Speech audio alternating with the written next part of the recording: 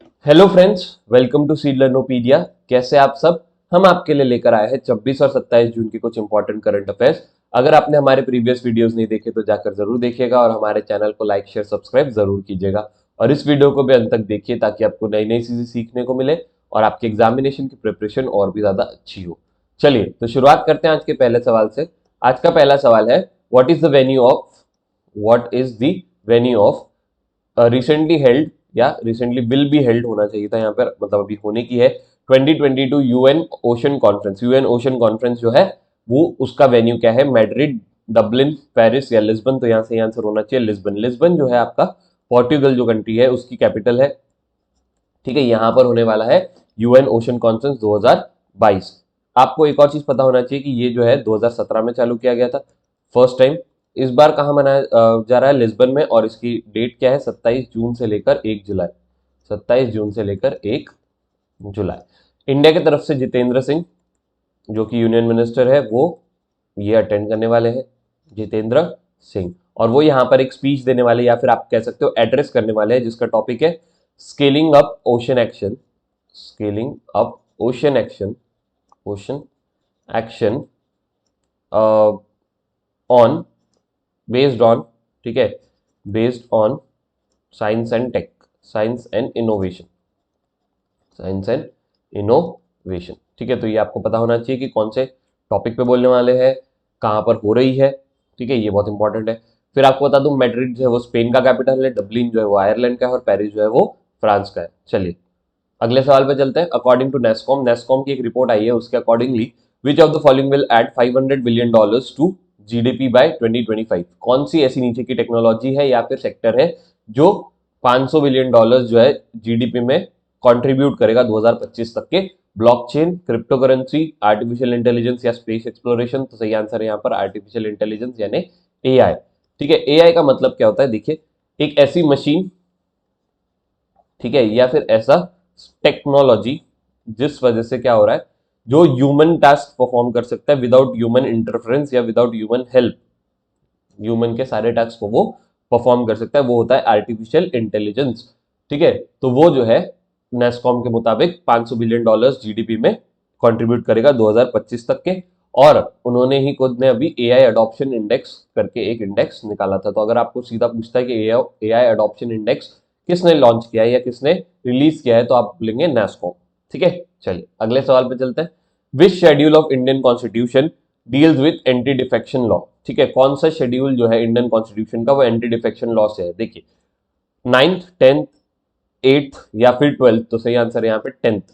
ठीक है, 10th schedule को, जो इंडियन कॉन्स्टिट्यूशन में 10th शेड्यूल है, उसको एंटी डिफेक्शन लॉ कहा जाता है। ठीक है, एंटी डिफेक्शन लॉ जो है इसका मतलब क्या होता है वो तो मैं आपको समझाता हूँ। आपको एक चीज पता होना चाहिए कि स्टार्टिंग से नहीं था। 52nd कॉन्स्टिट्यूशन अमेंडमेंट एक्ट जो आया था आपका 1985 में, तब से इसको एक्स्ट्रा यहां पर जोड़ा गया था। ठीक है, एंटी डिफेक्शन का मतलब क्या होता है कि अगर कोई भी एमएलए जो है अपनी पार्टी के खिलाफ कुछ करता है, ठीक है, अपनी ही जो पार्टी से वो है बिलोंग करता है उसके खिलाफ कुछ करता है, तो उसको डिस्क्वालीफाई करने के लिए जो शेड्यूल यूज किया जाता है, ठीक है, तो वो होता है 10th schedule anti defection law, यानी डिस्क्वालिफिकेशन ऑफ एमपी। अगर आप एमएलए जो है वो आप मान सकते हैं या एमपी भी आप यहां पर मान सकते हैं। ठीक है, तो डिस्क्वालिफिकेशन ये अभी न्यूज में चल रहा था क्योंकि महाराष्ट्र में आपका पॉलिटिकल क्राइसिस हो रहा है, आपको पता है महाराष्ट्र में पॉलिटिकल क्राइसिस हो रहा है। तो देखिए क्या होता है कि आपका जो करंट न्यूज चल रही है उससे रिलेटेड ना ऐसा स्टैटिक क्वेश्चन भी पूछ लेते हैं। महाराष्ट्र में पॉलिटिकल क्राइसिस चल रहा है जहां पर शिवसेना जो है अभी फिलहाल दो हिस्सों में टूटी हुई है, और जिस वजह से क्या हुआ है कि यहाँ पर एंटी डिफेक्शन लॉ का इस्तेमाल हुआ है काफी बार न्यूज में, इसलिए ये न्यूज में था, तो आपको ये पता होना चाहिए। चलिए नेक्स्ट, एनडीए प्रेसिडेंशियल कैंडिडेट, मतलब जो आपके एनडीए है उनका प्रेसिडेंशियल कैंडिडेट कौन है, द्रौपदी मुर्मू। ठीक है, ये कौन से ट्राइब से बिलोंग करते हैं, देखिए ये तो एक तो सबसे पहले तो आदिवासी कम्युनिटी से है, आपको पता है आदिवासी। ठीक है, तो ये कौन सी आदिवासी कम्युनिटी से है, ट्राइब से है, संथल, गोंड, भिल या मुंडा। तो यहाँ पर सही आंसर होगा संथल।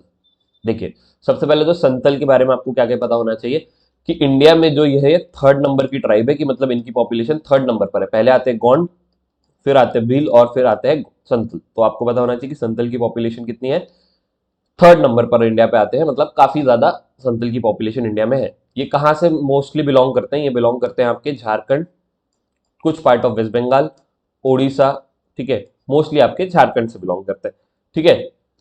कुछ ऐसे लोग जो संतल कम्युनिटी से बिलोंग करते हैं जो बहुत आगे तक के गए, जैसे फॉर एग्जांपल हेमंत सोरेन। हेमंत सोरेन ये कौन है, झारखंड के सीएम है, ठीक है, अभी जो झारखंड के सीएम हेमंत सोरेन ये संथल से है। उसके बाद जीसी मुर्मू, जीसी मुर्मू जो कि क्या है, CGA, controller general of India, ठीक है, और ये जम्मू एंड कश्मीर के फर्स्ट एलटी भी रह चुके हैं, first LT Jammu and Kashmir के, वो भी कौन है, जीसी मुर्मू, संथल कम्युनिटी से। उसके बाद विशेश्वर, विशेश्वर टूटू, विशेश्वर टूटू ये आपके जल शक्ति मिनिस्टर है, जल शक्ति मिनिस्टर। ये भी कौन सी कम्युनिटी से बिलोंग करते हैं, संथल कम्युनिटी से।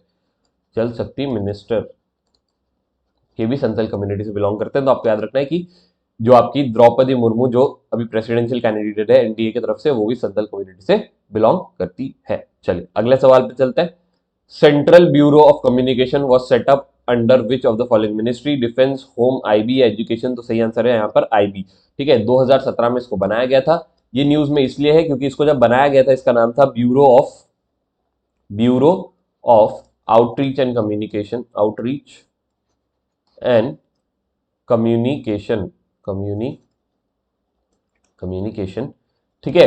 तो अब क्या किया है ministry of information and broadcast ने, इसका नाम रीनेम करके, ठीक है, बदल कर क्या रख दिया है, सेंट्रल ब्यूरो ऑफ कम्युनिकेशन। मतलब ये अभी है, ये न्यू नेम है सेंट्रल ब्यूरो ऑफ कम्युनिकेशन, और ये ओल्ड नेम था आपका, तो इसलिए ये न्यूज में है क्योंकि इसका नाम बदला गया है।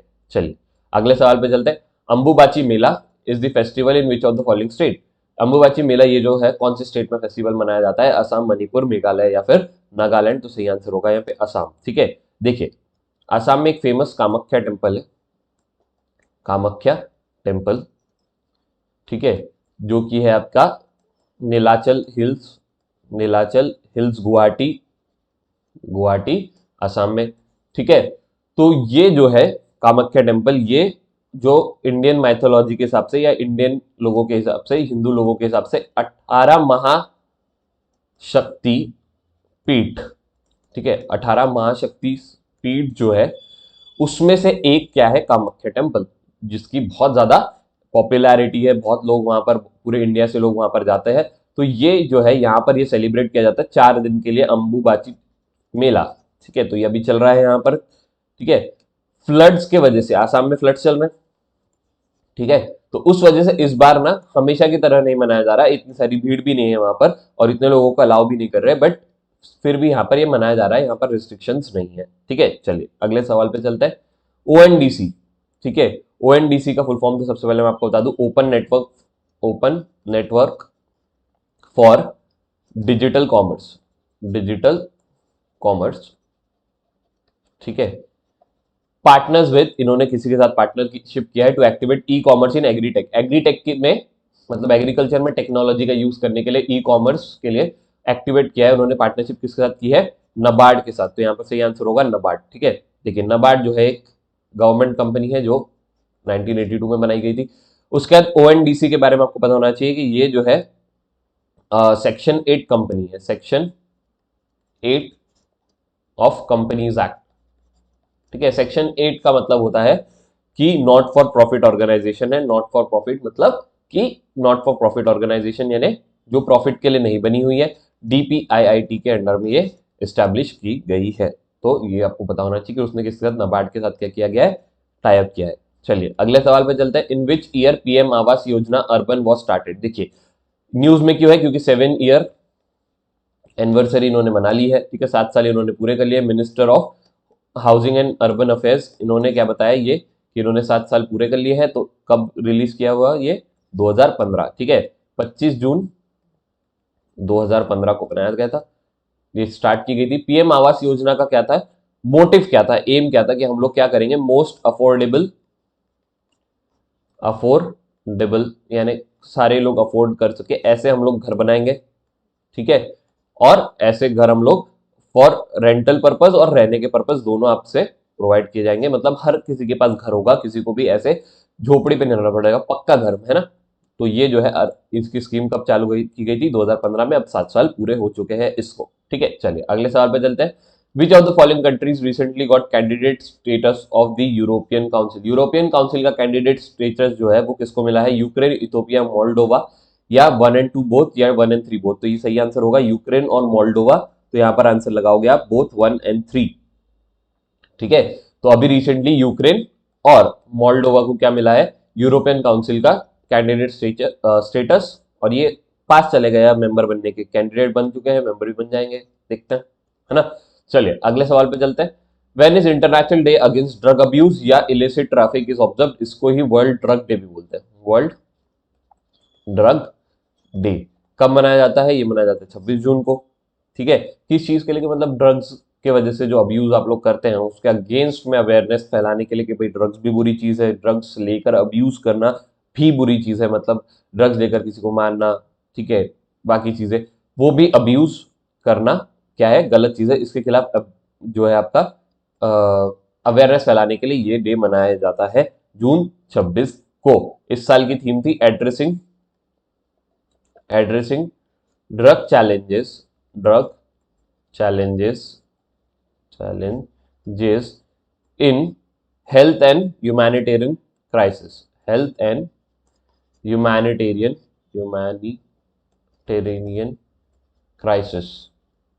ठीक है। तो आपको ये याद रखना पड़ेगा, थीम है ये तो, ठीक है। समझने ऐसी चीज नहीं है, इसको फैक्ट है, फैक्ट्स को आपको याद रखना होता है, ठीक है, मेमोराइज करना होता है, ठीक है। चलिए अगले सवाल पे चलते हैं। कुछ फैक्ट्स देख लेते हैं हम लोग, जैसे हम लोग हर वीडियो के एंड में फैक्ट्स देखते हैं कि बेड़ती वर्दा रिवर लिंकिंग प्रोजेक्ट ये कहाँ, किसने, कौन से स्टेट ने चालू किया है, ठीक है। तो यहां पर आपका सही आंसर होगा कर्नाटका। देखिए सबसे पहले आपको इसमें क्या क्या पूछ सकता है, ये बेड़ती रिवर कहां पर है, तो आपको लगाना है कर्नाटका। वर्धा रिवर कहां पर है, तो आपको लगाना है कर्नाटका। दोनों के लिंकिंग प्रोजेक्ट किसने स्टार्ट किया है, तो भी आपको लगाना है कर्नाटका। तो यहां से 2-3 क्वेश्चन आपको पूछ सकता है, ठीक है। उसके बाद recently minister of commerce and industry ने एक अवार्ड्स लॉन्च किए थे, जो कि है नेशनल लॉजिस्टिक्स एक्सेलेंस अवार्ड।